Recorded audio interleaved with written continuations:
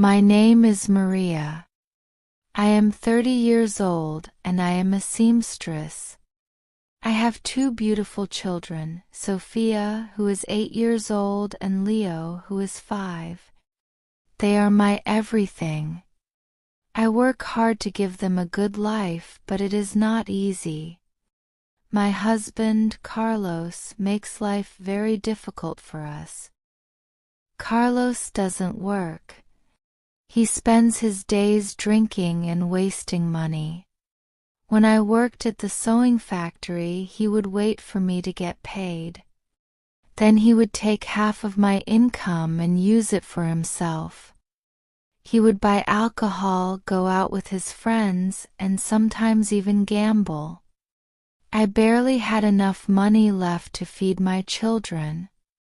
I felt trapped and helpless. Carlos also has a bad temper.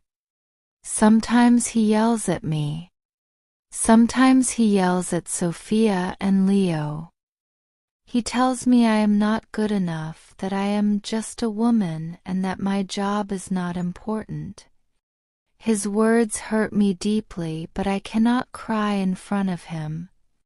I must stay strong for my children. Each day I wake up at 5 a.m. I prepare breakfast for Sophia and Leo, but Carlos is still asleep. After I send the children to school, I go to the factory where I work. It is a small place with many sewing machines. The room is hot and the noise of the machines never stops. I sit at my machine and sew dresses, shirts, and pants for hours. My hands hurt, my back aches, but I cannot stop. I need the money to take care of my children. When my shift is over, I rush home to cook dinner and help Sophia with her homework. Leo always wants me to play with him, but I am too tired. Carlos is rarely home during the day, but when he does come back, he drinks more and complains about everything. He says my cooking is bad, the house is dirty, and the children are too loud. I bite my tongue and stay quiet because arguing with him only makes things worse. One night, Carlos came home very drunk. He shouted at Sophia because she had left her toys on the floor. She was scared and started crying. I told him to stop. "She's just a child," I yelled. But he didn't listen. Instead, he turned to me and said, "You are useless, Maria. You can't even take care of this house properly. What kind of wife are you?" That night, after he fell asleep, I sat in the kitchen and cried. I felt hopeless. I thought about my children. I thought about the life I wanted for them. I didn't want them to grow up in fear. I didn't want them to think that this was normal. That was the moment I decided I had to change my life. I wanted to give my children a better future, but I needed money to do that. I thought about my skills as a seamstress. I was good at sewing, and people often told me I made beautiful clothes. That's when I decided to start sewing at home secretly. I knew I had to keep it a secret from Carlos. If he found out, he would take the money I earned and spend it on himself, just like he always did. So I told no one except my neighbor, Mrs. Elena. She was a kind and trustworthy woman who had always helped me. I asked her to tell her friends about my sewing, but I made her promise not to tell Carlos. At first, it was hard. I didn't have a sewing machine at home, so I borrowed one from Mrs. Elena. I set it up in a small corner of my bedroom where Carlos would never look. I worked late at night after everyone was asleep. I fixed old clothes for people, made new dresses, and even sewed curtains.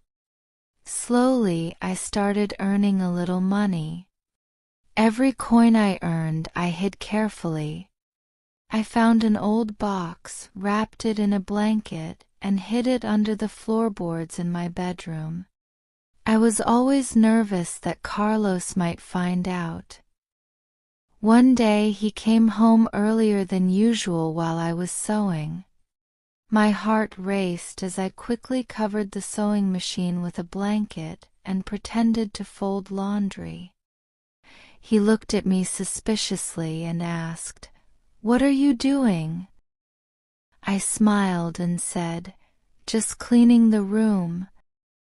He didn't question me further, but I knew I had to be more careful. Over the months, I worked hard and saved every penny. I didn't spend any of the money, not even on myself. It was all for Sophia, Leo, and our future. Sometimes I felt tired, and my hands ached from sewing late at night, but I reminded myself why I was doing this. Carlos, of course, continued his bad habits. He still drank, partied, and came home late. Sometimes he would demand money from me, but I would tell him I didn't have any. I made sure to act as if nothing had changed. He didn't suspect a thing. One evening, Carlos came home angry. He said he had lost money gambling and demanded I give him more. I told him I had no money, but he didn't believe me. He started shouting and throwing things around the house. Sophia and Leo were scared and hid in their room. I stood in front of him and said, "We don't have anything left. You've taken everything." That night, as I comforted my children, I knew I couldn't stay any longer. I had enough money saved to leave. It wasn't much, but it was enough to start a new life. I decided to leave the following morning. The next day, after Carlos left the house, I packed our things quickly. I took the money I had saved and put it in a bag. I told Sophia and Leo that we were going to visit my sister, Rosa, who lived in another town. They were excited because they loved their aunt. We left before Carlos could return. I didn't leave a note or tell anyone where we were going. I didn't want him to find us. When we arrived at Rosa's house, she welcomed us with open arms. I finally felt safe. At Rosa's house, I continued sewing for customers. Word spread quickly in her town, and soon I had more work than I could handle. I rented a small apartment for myself and the children. It wasn't fancy, but it was ours.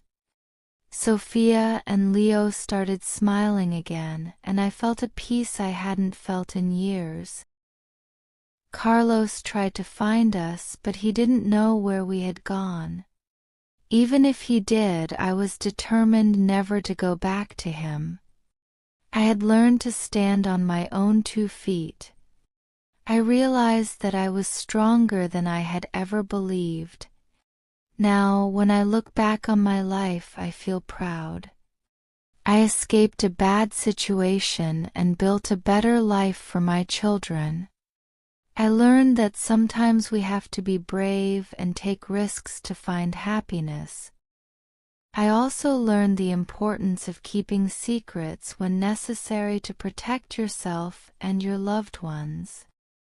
If you are in a situation like mine, remember this: you are not alone and you are stronger than you think. Believe in yourself, work hard, and never give up. Life can be better one stitch at a time. If learning English through stories is useful for you and you enjoyed listening to this story, I would be happy if you subscribe to me.